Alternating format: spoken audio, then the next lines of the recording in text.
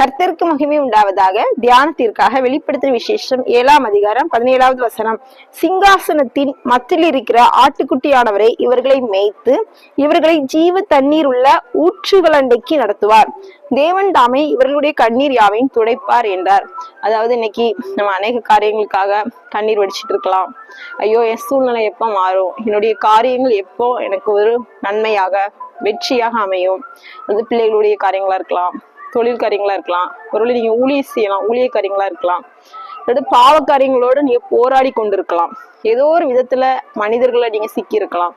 எப்போ நான் எனக்கு விடுதலை உண்டாகும், நான் எப்போ ஒரு நிம்மதியான ஒரு சமாதானமான வாழ்க்கையை நான் வாழுவேன் அப்படின்னு நீங்க வேதனைப்பட்டு இருக்கலாம். கர்த்தர் உங்கள் கண்ணீர் யாவையும் துடைப்பார். கண்ணீருக்கு நிச்சயமாய் பதில் உண்டு. அண்ணாள் ஜெபிக்கிறாங்க. அவங்க அநேக முறை தன்னுடைய கணவர்கிட்ட சொல்றாங்க, எனக்கு குழந்தை இல்லைன்னு வருத்தப்படுறாங்க. அப்போ கணவர் சொல்றாரு, நான் உனக்கு 10 குமாரனை பார்க்கலும் அதிகம் அல்லவா? ஆனாலும் அந்த இருதயம் அவருடைய வார்த்தையை ஏற்றுக்கொள்ளவில்லை. முழுமையாய், அதாவது சந்தோஷம் சமாதானம் அந்த இருதயத்திற்கு கிடைக்கல.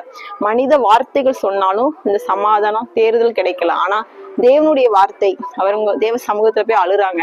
அழுதுன்னு தேவ வார்த்தை அவங்களுக்கு வருது, உன் விண்ணப்பத்தை கேட்டேன், உன் கண்ணீரை கண்டேன்னு. அந்த வார்த்தை அவங்களை சமாதானம், அந்த தேவ வார்த்தை தான் ஒரு மனிதனை சமாதானத்துக்குள்ளும் சத்தியத்திற்குள்ளும் ஆறுதலுக்குள்ளும் நடத்தும்.